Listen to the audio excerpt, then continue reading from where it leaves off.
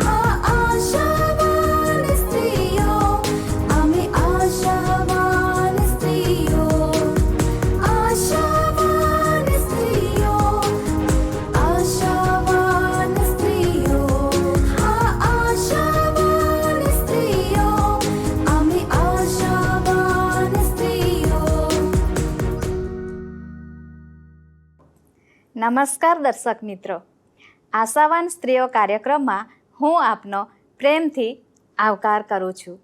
આપ અમારી સાથે આ કાર્યક્રમમાં જોડાયા છો તે બદલ ખૂબ આભાર. આજના એપિસોડમાં આપણે બહુ અગત્યના વિષય પર વાર્તાલાપ કરવાના છીએ. તે છે શત્રુ શૈતાન ખાસ કરીને સ્ત્રીઓ પર કેવી રીતે હુમલો કરે છે. સલામ મિત્રો, આ બહુ અગત્યનો વિષય છે અને આપણે તે જાણવું જ જોઈએ. થોડા દિવસો પહેલાં કરેલા એક સર્વેક્ષણ પરથી અમને જાણવા મળ્યું કે સ્ત્રીઓ તેમના જીવનના વિવિધ ક્ષેત્રોમાં સતત દબાણ અનુભવે છે અને નિરંતર સંઘર્ષ કરે છે. તમારી વાત સાચી છે. જો ઓળખથી શરૂઆત કરીએ તો લગભગ 70% સ્ત્રીઓએ કહ્યું કે તેઓ પોતે સંપૂર્ણ નથી. તેવા વિચાર સાથે સંઘર્ષ કરે છે અને 70%થી વધુ સ્ત્રીઓ સ્વીકાર્યું કે તેઓ નિયમિતપણે અન્ય સ્ત્રીઓ સાથે પોતાની સરખામણી કરે છે. પછી તે સફળતા હોય, દેખાવ હોય, લગ્ન જીવન હોય, માતૃત્વ હોય કે ઈશ્વરનું તેડું હોય. આ બાબત મને ઉત્પત્તિના પુસ્તકની યાદ અપાવે છે. સ્ત્રી પરનો પ્રથમ હુમલો કોઈ બળજબરીથી થયો નહોતો. તે એક પ્રશ્નથી શરૂ થયો હતો જેણે શંકા ઊભી કરી. શું દેવે તમને ખરેખર એવું કહ્યું છે? હવાની ઓળખને સૌથી પહેલાં નિશાન બનાવવામાં આવી અને સ્ત્રીઓની સાથે પણ એવું જ થાય છે. સર્વેમાં આગળ જોઈએ તો 70%થી વધુ સ્ત્રીઓએ કહ્યું કે તેઓ સુંદરતાના ધોરણોને પૂર્ણ કરવાનું દબાણ અનુભવે છે. આ દર્શાવે છે કે આ હુમલો સોશિયલ મીડિયા દ્વારા થતી સરખામણીમાંથી આવે છે. સમય જતાં તે સરખામણી અસલામતીમાં બદલાઈ જાય છે અને તે અંતે થાક અને હતાશામાં પરિણમે છે. મારી બહેનો, કેટલીક સ્ત્રીઓ સંબંધોમાં વારંવાર થતા વિવાદો અથવા વિશ્વાસના પ્રશ્નો સાથે પણ સંઘર્ષ કરે છે. આ સર્વેક્ષણમાં ઘણી સ્ત્રીઓએ શંકા વ્યક્ત કરી કે શું તેઓ ખરેખર જીવનના સાચા હેતુમાં ચાલી રહી છે કે નહીં. ઘણી સ્ત્રીઓને ડર છે કે તેઓએ ખૂબ મોડું શરૂ કર્યું છે અથવા તેઓએ પોતાની તક ગુમાવી દીધી છે. તે સાથે 70% સ્ત્રીઓએ સતત ચિંતા સંબંધી જણાવ્યું. તેઓ અતિશય વિચાર કરવાના રોગથી પીડાતી હતી.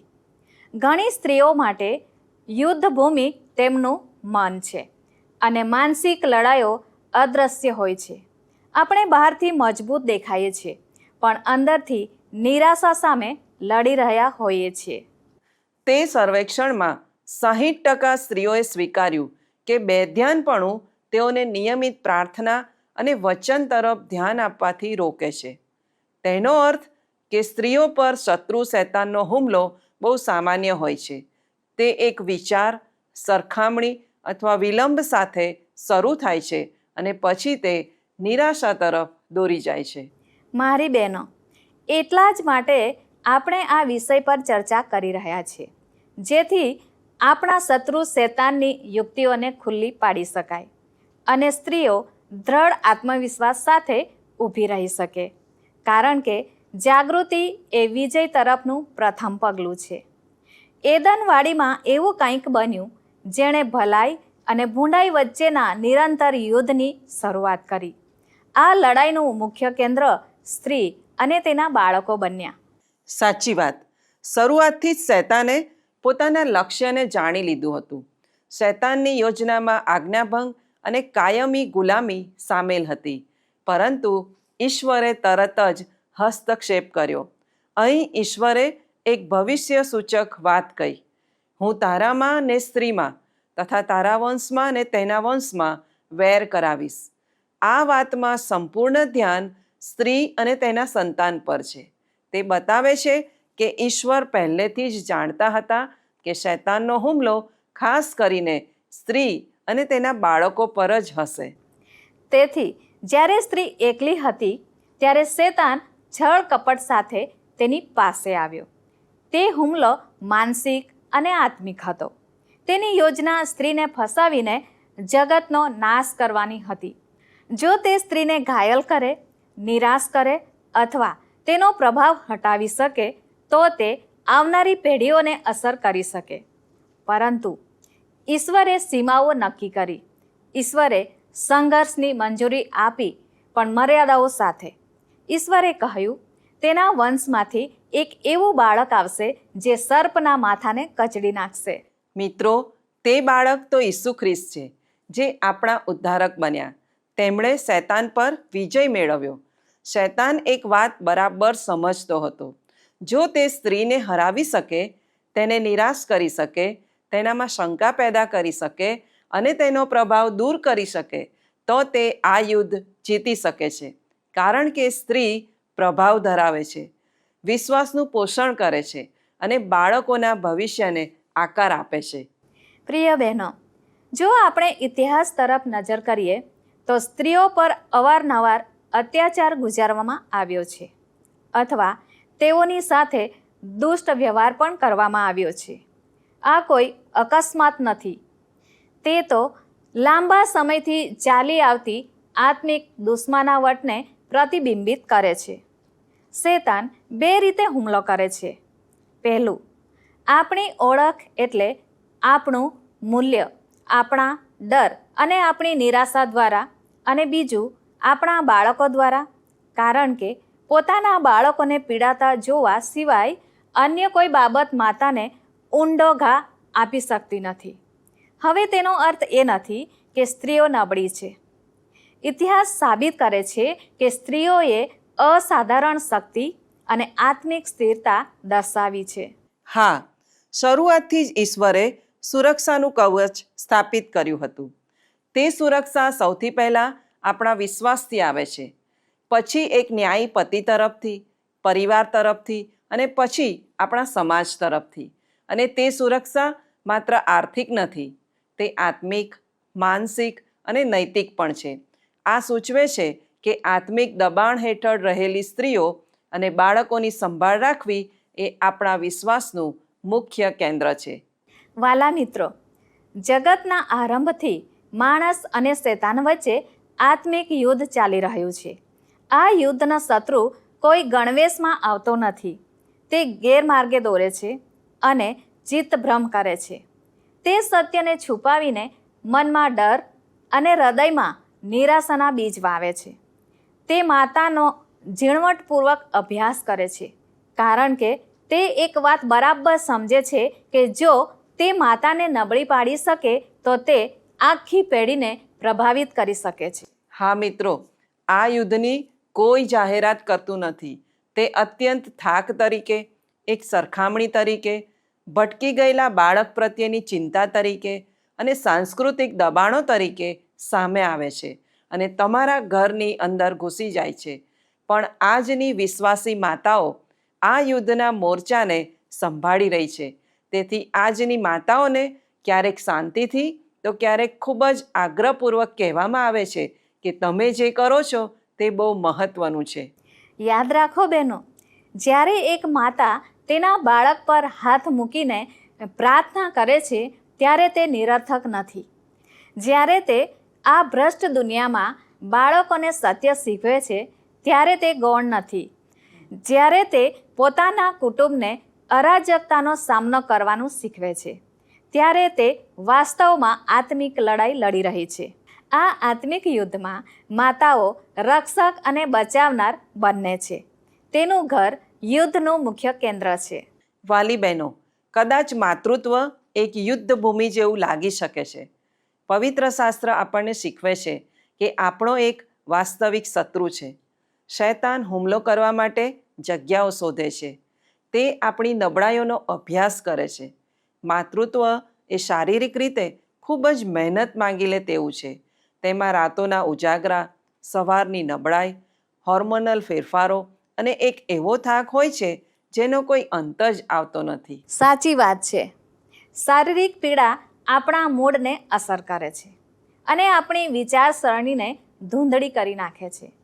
આપણને દુઃખી કરવાનું, ગુસ્સે કરવાનું, એકલા પાડી દેવાનું, બડબડાટ કરવો અથવા કડવાશ રાખવી તે શૈતાનને ખૂબ ગમે છે. તે કાનમાં કહે છે કે શું દેવે ખરેખર એવું કહ્યું છે? આ યુક્તિ ઉત્પત્તિના પુસ્તક જેટલી જ જૂની છે.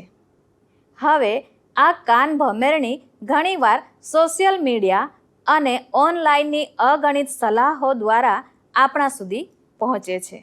તેથી આપણે પ્રશ્ન પૂછવો જ રહ્યો કે કયા અવાજો આપણી વિચારસરણીને ઘડી રહ્યા છે. શૈતાન તમને કહેશે કે શું દેવે ખરેખર એવું કહ્યું છે કે લેવા કરતાં આપવું વધુ આશીર્વાદિત છે? શું દેવે ખરેખર એવું કહ્યું છે કે પત્નીઓએ આધીન રહેવું જોઈએ?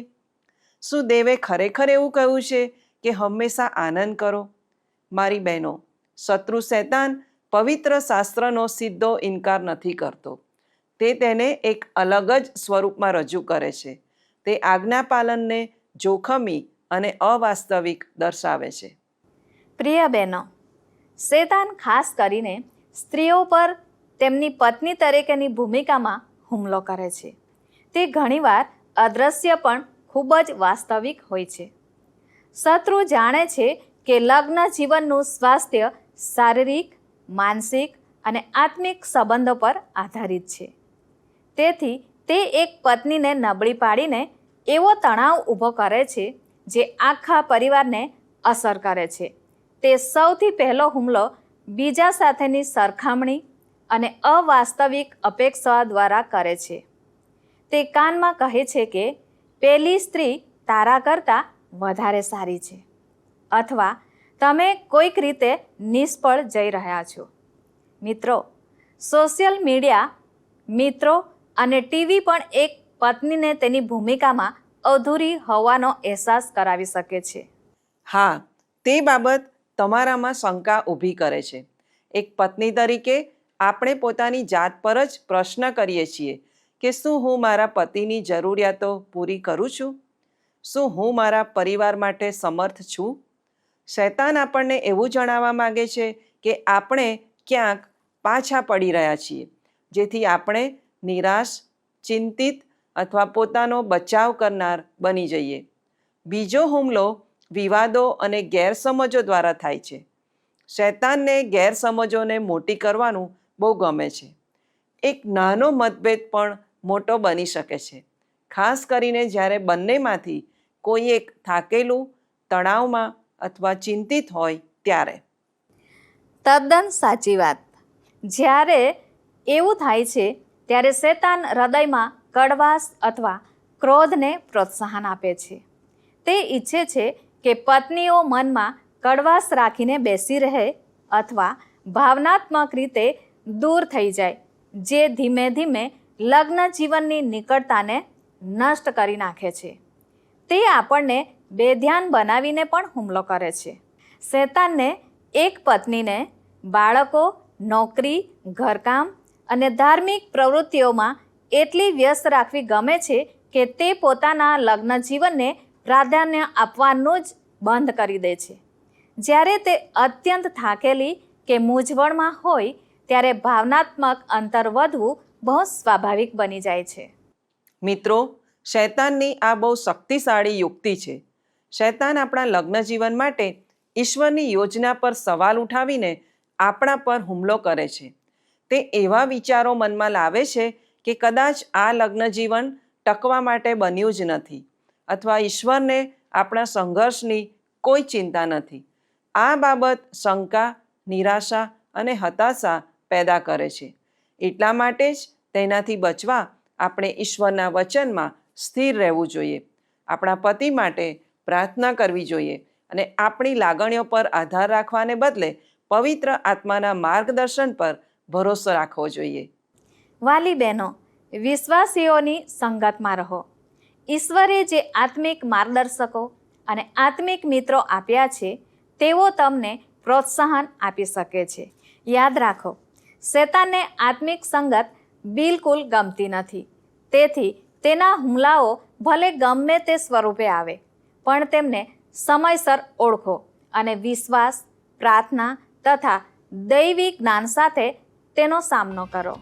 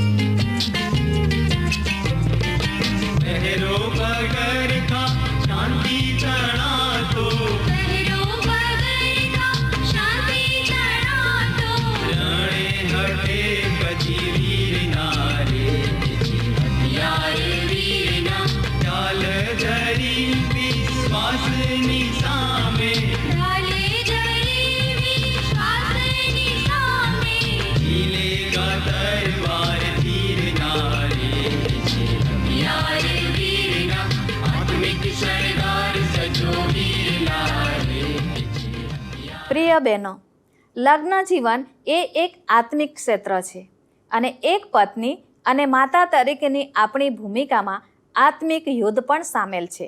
યાદ રાખો, શૈતાનનું કાર્ય ત્યારે જ સફળ થાય છે જ્યારે સ્ત્રીઓ અન્ય સ્ત્રીઓની ખોટી સલાહ સાંભળે છે. એટલા જ માટે પવિત્ર શાસ્ત્ર આપણને વચન પર વિશ્વાસ રાખવાનું, તેનું મનન કરવાનું અને તેનો અમલ કરવાનું કહે છે. સત્ય આપોઆપ આપણા હૃદયમાં આવી જતું નથી, આપણે તેની પાછળ લાગવું પડે છે. ઈશ્વરે કહ્યું છે કે આપણે સત્યથી જૂઠનો સામનો કરવો પડશે. ખ્રિસ્તમાં આપણી વૃદ્ધિથી પવિત્ર આત્માના ફળ ઉત્પન્ન થવા જોઈએ, એટલે પ્રેમ, આનંદ, શાંતિ, સહનશીલતા, માયાળુપણું, ભલાઈ, વિશ્વાસુપણું, નમ્રતા અને સંયમ આપણામાં દેખાવા જોઈએ. મિત્રો, શૈતાનનો સાચો શત્રુ આપણે નથી, પણ ખુદ ઈશ્વર છે. પરંતુ તે ઈશ્વર પર સીધો હુમલો કરી શકતો નથી, કારણ કે ઈશ્વરનો તેના પર સંપૂર્ણ અધિકાર છે. તેથી તે ઈશ્વરના બાળકો પર હુમલો કરે છે. તે વિશ્વાસી માતાઓ પર હુમલો કરે છે, જેઓ ઈશ્વરના માર્ગમાં બાળકોનો ઉછેર કરી રહી છે. એટલા માટે જ આ આત્મિક લડાઈ આપણને આટલી અંગત લાગે છે. પ્રિય બહેનો, સત્ય તો આ છે, જો શૈતાન ઈશ્વરની સામે ટકી શકતો નથી, તો તે આપણી સામે પણ ટકી શકતો નથી. તે એક હારેલો શત્રુ છે જે ઉછીના લીધેલા સમય પર લડી રહ્યો છે. તેનો અર્થ એ છે કે માતૃત્વ એ માત્ર થકવી નાખનારું કામ નથી, પણ એક પવિત્ર કાર્ય છે. તમારું આજ્ઞાપાલન, બાળક માટે કરેલી પ્રત્યેક પ્રાર્થના, પસ્તાવો અને નવીનીકરણની દરેક ક્ષણ એ આ વાસ્તવિક યુદ્ધમાં શૈતાન સામે પ્રતિકાર છે. શૈતાન ઈશ્વરના હેતુઓને હરાવી શકતો નથી, તેથી તે આપણને તે હેતુઓને પૂરા કરતા રોકવાનો પ્રયત્ન કરે છે. હા, તે આપણો આનંદ, શાંતિ, પવિત્રતા, શુદ્ધતા, સારા સંબંધો અને ઈસુ સાથેની સંગત છીનવી લેવાનો પ્રયત્ન કરશે. શૈતાનનો અસલી શત્રુ ઈશ્વર છે, પરંતુ તેનું લક્ષ્ય આપણે છીએ. એટલા માટે જ એફેસી 6:10 બાઇબલ કહે છે કે પ્રભુમાં તથા તેના સામર્થ્યના બળમાં શક્તિમાન થાવ. આપણી પાસે ઈશ્વરના સર્વ હથિયારો છે, પવિત્ર આત્મા છે અને ખ્રિસ્તના પુનરાગમનની આશા પણ છે. તેમ છતાં આ જીવન એક યુદ્ધ છે. તેમાં શૈતાન 3 મુખ્ય ક્ષેત્રો પર હુમલો કરે છે: સિદ્ધાંત, ઓળખ અને સંગત. સૌથી પહેલાં ઈસુનું નામ, જે બધું જ બદલી નાખે છે. એટલા માટે ફિલિપ્પી 2:10 કહે છે, તેનું નામ સર્વનામો કરતાં શ્રેષ્ઠ છે. ઈસુના નામમાં અદ્ભુત સામર્થ્ય છે. શૈતાન ઈસુના નામને દૂર કરવા માટે રાત દિવસ કામ કરે છે. તેથી જ જ્યારે આપણું બાળક બીમાર હોય, જ્યારે આપણું શરીર નિર્બળ હોય અથવા જ્યારે આપણું લગ્ન જીવન મુશ્કેલીમાં હોય, ત્યારે તે કાનમાં કહે છે, ઈશ્વર તો બહુ દૂર છે. ઈશ્વરને તમારી કોઈ ચિંતા નથી, પરંતુ પવિત્ર શાસ્ત્ર આપણને સ્પષ્ટ જણાવે છે, ઈશ્વર ઇમાનુએલ છે, એટલે કે ઈશ્વર આપણી સાથે છે. તેઓ સર્વોપરી છે અને ઉત્તમ છે. પ્રિય બહેનો, આપણે પોતાની જાતને ઈશ્વરના વચનથી ભરી દઈએ. જો આપણે આપણા મનને સત્યથી ભરીશું નહીં, તો જૂઠ તે ખાલી જગ્યાને ભરી દેશે. વાલા મિત્રો, શૈતાન આપણને હંમેશા પાપ કરવા માટે લલચાવે છે. જ્યારે આપણે પાપમાં પડી જઈએ છીએ, ત્યારે તે તરત જ પોતાની ભૂમિકા બદલી નાખે છે. તે આપણા પર દોષ મૂકે છે. તે આપણને ગુનેગારની લાગણી અનુભવવા મજબૂર કરે છે. તે નથી ઈચ્છતો કે આપણે કૃપામાં સ્થિર થઈએ, દયામાં સુરક્ષિત રહીએ અથવા ઉદ્ધારમાં ભરોસો રાખીએ. તે ઈચ્છે છે કે આપણે ભયમાં જીવીએ અને આશા ગુમાવી દઈએ. એટલા જ માટે એફેસી 6:18 ઈશ્વરના વચનને આત્માની તલવાર કહી છે. આપણે સત્ય દ્વારા દોષનો સામનો કરીએ છીએ. તે પછી આવે છે સંગત. શૈતાન એવા લોકો વિશે આપણા મનમાં નકારાત્મક વિચારો વાવે છે જેમને આપણે પ્રેમ કરીએ છીએ. તે સૌથી વધુ મહેનત ક્યાં કરે છે? સંગતમાં. કારણ કે ઈસુએ યોહાનની સુવાર્તામાં પ્રાર્થના કરી હતી કે આપણે બધા એક થઈએ. મિત્રો, આપણી એકતા શૈતાન માટે મોટું જોખમ છે. તેથી તે શંકા, મન દુઃખ અને વિભાજનના બીજ વાવે છે. આપણે સક્રિયપણે તે વિચારોનો પ્રતિકાર કરવો પડશે. આપણે એકતાનું રક્ષણ કરવા માટે લડવું પડશે. પ્રેમ અને ક્ષમાની પસંદગી કરવી પડશે અને દ્રઢ રહેવું પડશે. 1 પિતર 5:8 આપણને સાવધ રહેવાનું કહેવામાં આવ્યું છે, કારણ કે આપણો શત્રુ ગાજનાર સિંહની જેમ ફરી રહ્યો છે. મારી બહેનો, ઈશ્વર આપણને શત્રુ સામે લડવા માટે એકલા છોડી દેતા નથી. તે આપણને શસ્ત્ર આપે છે અને દ્રઢતાથી કેવી રીતે ઊભા રહેવું તે શીખવે છે. જ્યારે આ લડાઈ વાસ્તવિક છે, ત્યારે આપણી સુરક્ષા પણ એટલી જ વાસ્તવિક છે. તેથી આપણે દરેક ક્ષણે સાવધ રહેવું જોઈએ અને ઈશ્વરના શસ્ત્રો સજવા જોઈએ. આપણે પોતાના નહીં, પણ ઈશ્વરના સામર્થ્યમાં બળવાન બનવાનું છે. આ આત્મિક બખ્તરના હથિયારનો એક ખાસ હેતુ છે. ઉદાહરણ તરીકે, સત્યનો પટ્ટો આપણને શૈતાનના જૂઠને ઓળખવામાં મદદ કરે છે.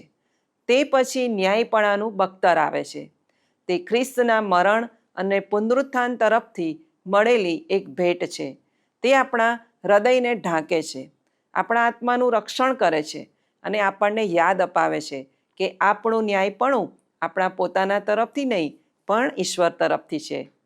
તે સાથે શાંતિની સુવાર્તા રૂપી જોડા પગમાં પહેરવાના છે. એટલે આપણી ચાલ ચલગત અને આપણું વલણ બરાબર રાખવાનું છે. તે આપણને અડગ બનાવે છે, જેથી આપણે આ જગતમાં સમજદારીપૂર્વક આગળ વધી શકીએ.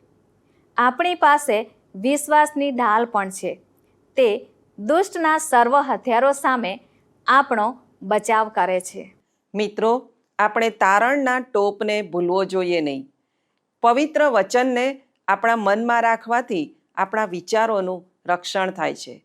કલમો મોઢે કરવી, ઈશ્વરના વચનો પર મનન કરવું, તે આપણને શૈતાન જ્યારે આપણને ભમાવે ત્યારે સત્ય સાથે જવાબ આપવા માટે સજ્જ કરે છે. અને અંતે આત્માની તરવાર જે ઈશ્વરનું વચન છે, આ આપણું એકમાત્ર આક્રમક હથિયાર છે. બખ્તરના બાકીના બધા ભાગો રક્ષણાત્મક છે, પણ વચનરૂપી તરવાર તો શત્રુ સામે વળતો પ્રહાર કરવા માટે છે. વાલા મિત્રો, આપણે આ યુદ્ધમાં જાતે કૂદી પડવાનું નથી. આપણે પૂરેપૂરા સજ્જ થઈને દ્રઢ ઊભા રહેવાનું છે, કારણ કે યુદ્ધ તો ઈશ્વરનું છે. પ્રાર્થના, વચન અને વિશ્વાસ આપણને ખાતરી આપે છે કે આપણે ઈશ્વરના છીએ. તેથી આપણી સુરક્ષા અને આપણા હથિયાર તરીકે ઈશ્વરના વચનને લીધા વિના દિવસની શરૂઆત ન કરવી જોઈએ. સાચી વાત. દરરોજ આ આત્મિક બખ્તર સજી લો, સ્થિર ઊભા રહો અને શૈતાનના જૂઠને ઓળખો. ઈશ્વરના વચનનો ઉપયોગ કરો અને યાદ રાખો કે આ યુદ્ધ આપણું નથી પણ ઈશ્વરનું છે. યાદ રાખો, શૈતાનના હુમલાઓ વાસ્તવિક છે, પરંતુ તે ઈશ્વર કરતાં વધુ શક્તિશાળી નથી. તે ઈશ્વરની યોજનાઓને રોકી શકતા નથી અને જેઓ ઈશ્વરના છે તેઓને તે આખરી નુકસાન પહોંચાડી શકતો નથી. તેનો અર્થ એ છે કે આ લડાઈમાં આપણે એકલા નથી.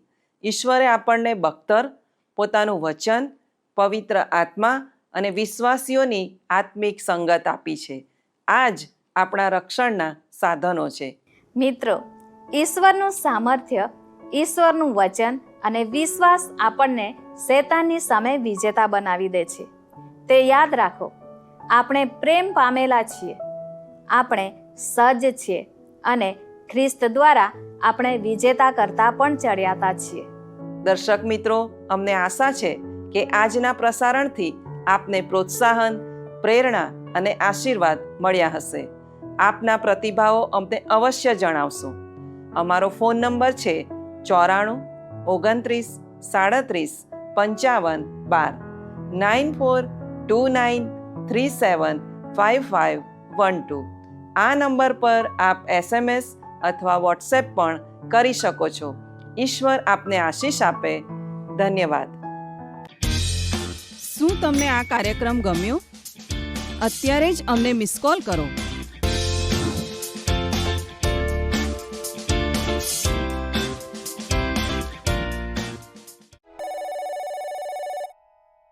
આશા